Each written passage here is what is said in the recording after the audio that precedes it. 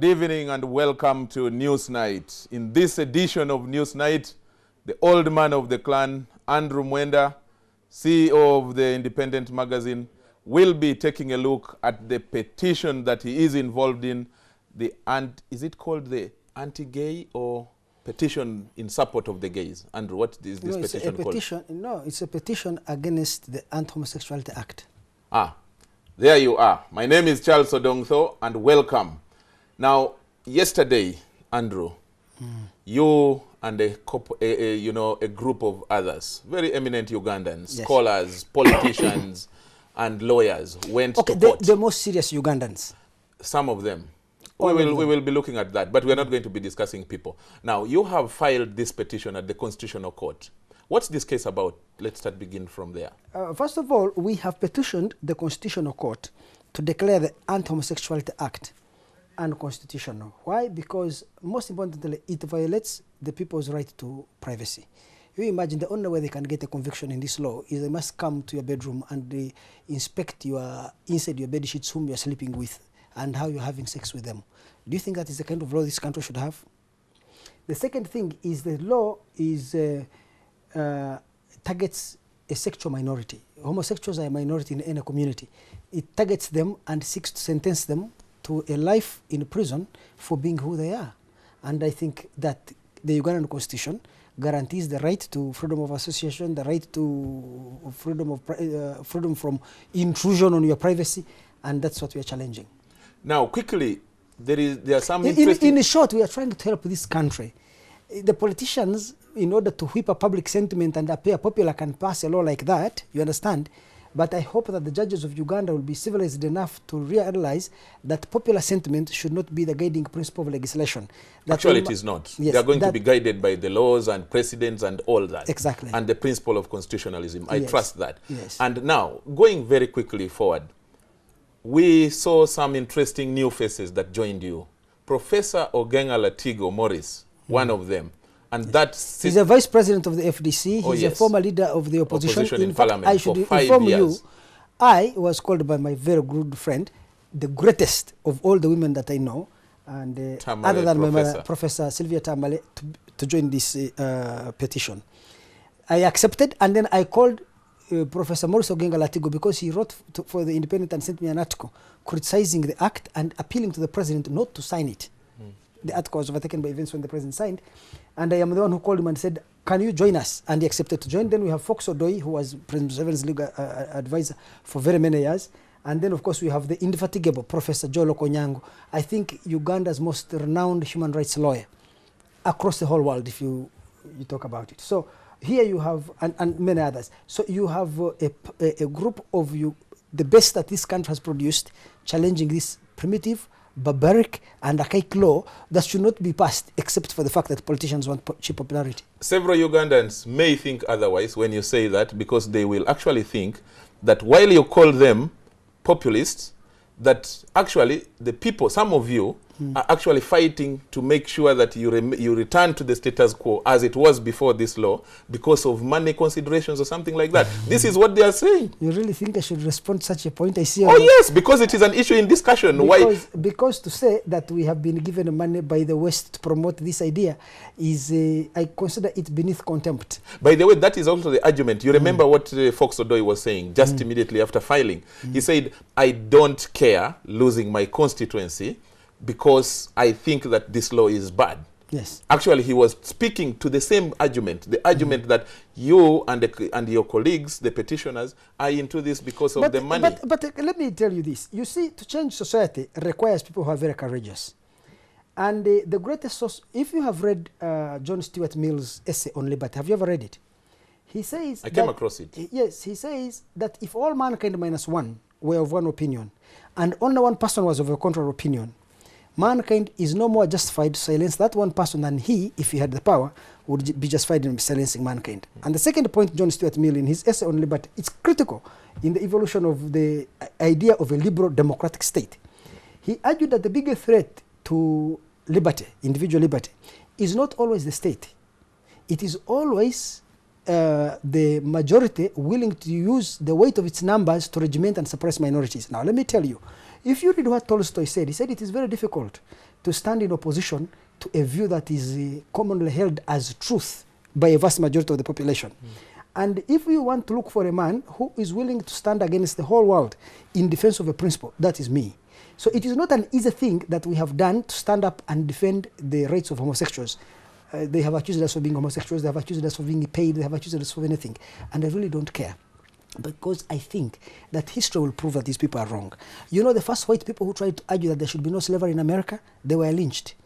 If you look at a man like Thomas Paine, when they argued that the black people are equal to white people, it was anathema. It took 200 years for America to change and accept the view of Thomas Paine and even have a black man elected president of the United States. So the fact that Ugandans right now carry a cultural prejudice does not in itself make the argument right. I will give you an example. I told a friend, I said, would you like to eat some dog meat? He said, oh my God, that's abominable, you can never eat it. But I have visited South Korea. They rear dogs on large estates. Ghana? Yes, you can go and eat snails and lizards in Nigeria and Ghana. So societies can have different cultures. I understand the Ugandans. And Indians think that it is abominable to eat cows, which we enjoy here. Exactly. So the fact that something is not, you are not used to it does not necessarily make it evil.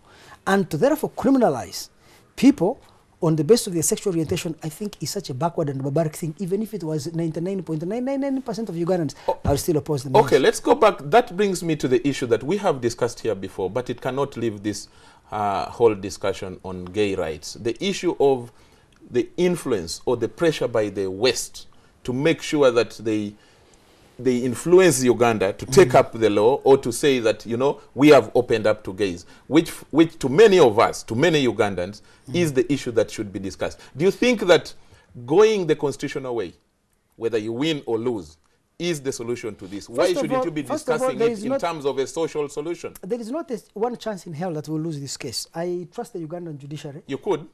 Let me tell you this. Courts can turn out interesting. Yes, I don't think we will go to the Supreme Court, and I don't think at the level of the Supreme Court the judges there will accept this law.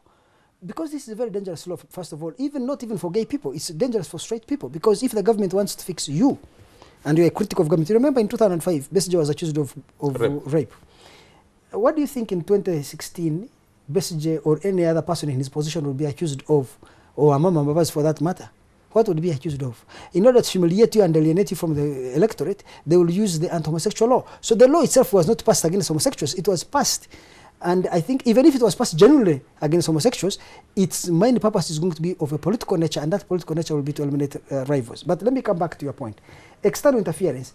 I, Andrew Mwenda, I stand in very strong opposition to Western interference on this debate. In fact, I've been invited to Oxford University in April next month, and yet I have a meeting, I think, in Tunis. But I've been invited by Oxford University with a team of eminent scholars from around the world, even including influential people from the United States government, to discuss what the Western world should do. And I have been preparing my presentation. What are you going to tell them? To advise them that the best thing you can do for gay rights in Uganda is to keep quiet. Because you see, and let it take its own natural trend. You allow us as Ugandans. If it is a good practice. We Ugandans are not victims of this parliament and its laws. We are active participants in the struggle for emancipation of different forms. And therefore, if you interfere in a country that was previously colonized, people interpret your interference as an attempt to force an external idea onto a society. So you are actually mobilizing, although your subjective motivations are noble, the objective outcome of your actions is to actually undermine gay rights. So my presentation at Oxford is going to be on this subject. That please, I've also been actually invited to Canada on the same issue to tell them, please, Western people, you have your feelings. It took you 70 years to change cultural attitudes in your own countries for people to accept gay rights. It is going to take Uganda time. I'm telling you even now, I know many people who are listening to me right now, they're not going to change today. But let me tell you, the goodness of this law is that it has opened a debate in Uganda. This debate will create greater information, more knowledge, and greater understanding. And with knowledge and understanding, you get something called tolerance. I promise you in the next 20 years, you will see Ugandan parliament, this same parliament, legislating gay rights. There is something that we must not miss. We have not answered this question. Who does, at a basic original level, who does this pressure or this practice or whatever it is benefit from, whether it is from the US, from Washington, or from UK? who benefits from this? Is it just a cultural value being imposed? I think that question has never been answered. I was talking actually to some of the ambassadors from the Western countries, and they said in their own countries, they have made the defense of gay rights a canonical principle of their foreign policies to all countries of the world. So they're going to put up a fight on it. In fact, I asked some of the ambassadors here, there are 16 ambassadors of Western countries who signed a petition to President Museveni.